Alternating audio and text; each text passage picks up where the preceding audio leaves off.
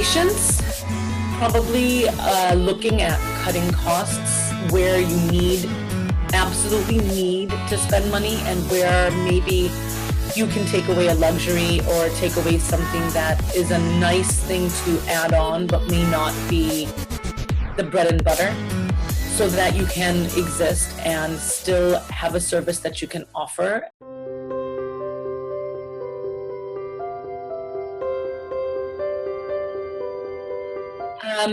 My name is Meenakshi. I currently live in Boston. I am a single mom of a 16-year-old boy. I'm originally from India. Spent half of my life in India, and the other half of my life has so far been in the United States. I have lots of facets to myself. On top of being a mom, I'm also a doctor, and I practice in Boston. One of the things that along the way I tapped into was Reiki. I'm an open-minded doctor. I'm a doctor that doesn't think only about medicine in the form of the human body, but also looks at the mental, emotional, physical, and spiritual aspects of ourselves. And it's really important for me to be able to integrate all of that together.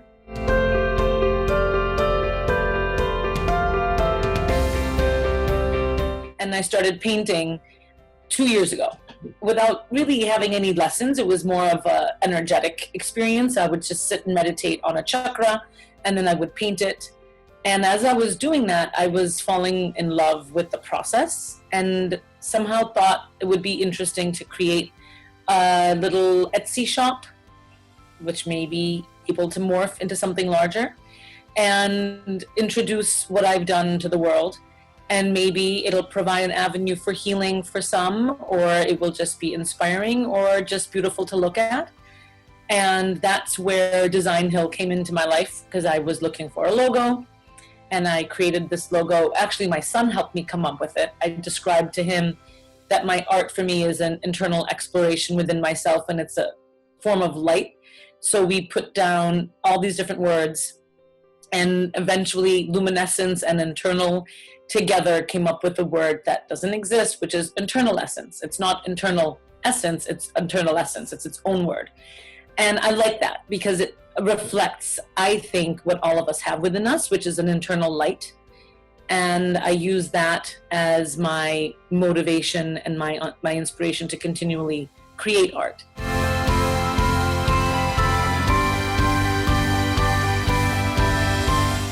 COVID has changed my life dramatically, as it has for probably every single human being on this planet. Everybody has been affected by it. For me, it's changed my life in how I deliver care to my patients, the kind of care I've given my patients, but also simple things like not being able to see my family, separating myself from them. Because of my exposure, it increases my risk of making everybody else sick. So I've been a lot more isolated from people physically. So using different forms of technology to engage the world has been incredibly important to me. I started a book club 5 years ago, and now I've made that book club online. I've had a Zoom birthday party. I just turned 47 the day before yesterday on the summer solstice, and I had an international birthday party with 72 people from all over the world for 12 hours, which was pretty phenomenal.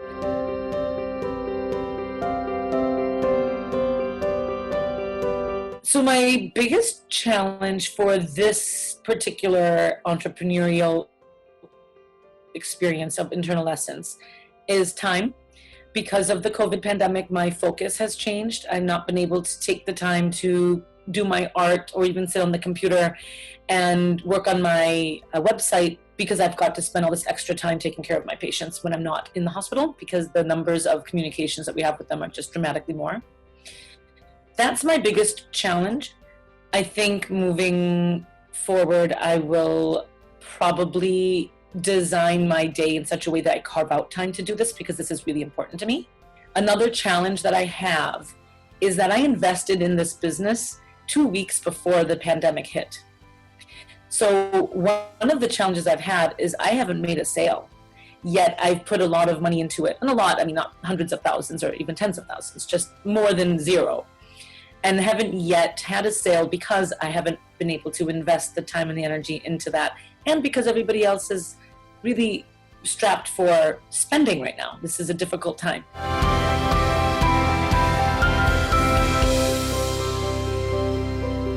Patience, probably looking at cutting costs where you absolutely need to spend money, and where maybe you can take away a luxury or take away something that is a nice thing to add on but may not be the bread and butter, so that you can exist and still have a service that you can offer and people will need and will use, with the concept that maybe in the future, when economy is a little bit more stable, you'll be able to add on a luxury, recognizing that there probably are people everywhere that would utilize anything that's delivered well, and that would probably be using technology. I think marketing through different forms of social media, blogs, websites, word of mouth